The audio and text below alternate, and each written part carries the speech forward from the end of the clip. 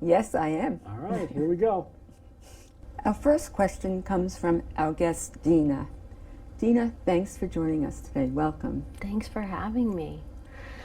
I was wondering, as a parent, I find it hard to communicate with my teenager.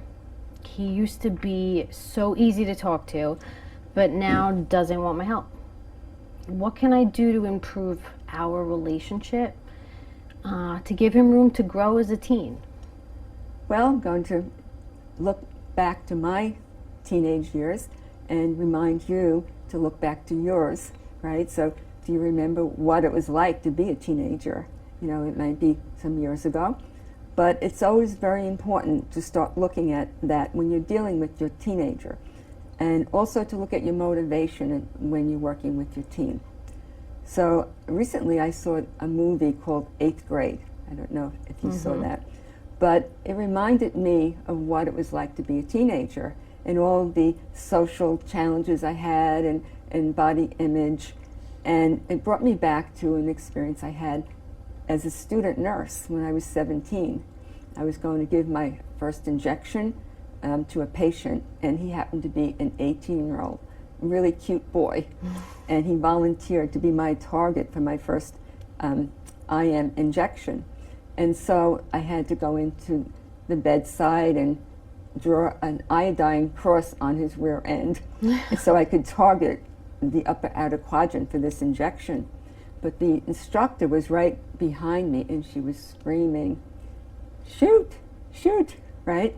And I had the needle up too high. And so the patient said, "Gee, that was really great. I didn't feel anything." And the reason he didn't feel anything is the target, the needle landed in my finger, right? And it was sticking out of my bone. So I remember feeling in panic. And with this, the instructor, she threw her hands up in the air and she said, "Too bad for you. I've had it with you. You're really bad at this, you know." So going back to that time as a teenager really puts you into that empathetic situation when you're feeling for your teen. So parents often need to remember that when the baby is born, when your child is born, you don't really cut the umbilical cord.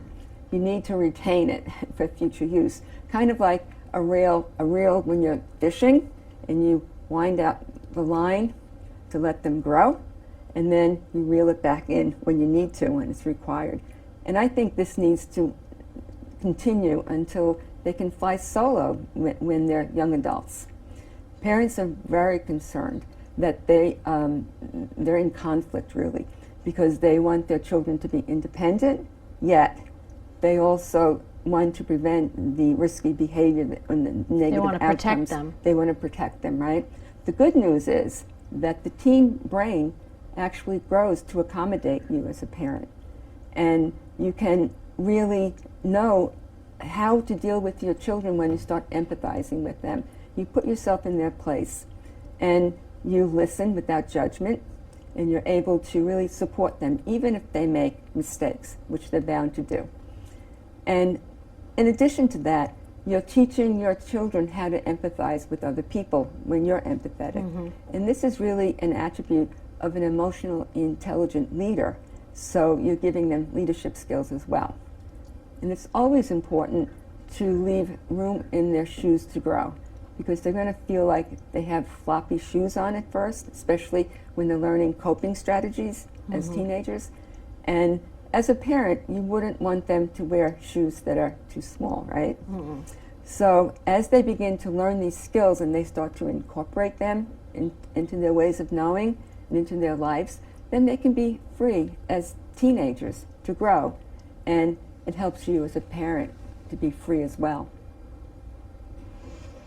It's interesting. It's very interesting. It's a conflict, you know. Yeah, at the same time you want to protect them, but you want to set them free. That's right. And just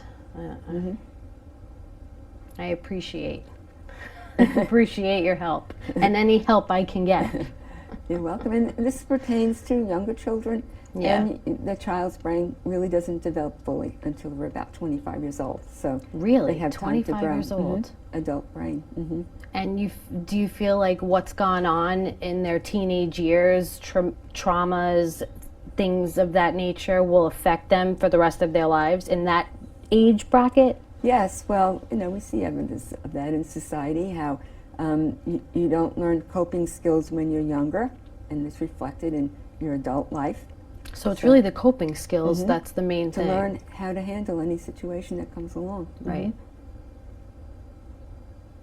Right. And part of that is probably letting them experience them for themselves first and learning, by making a mistake.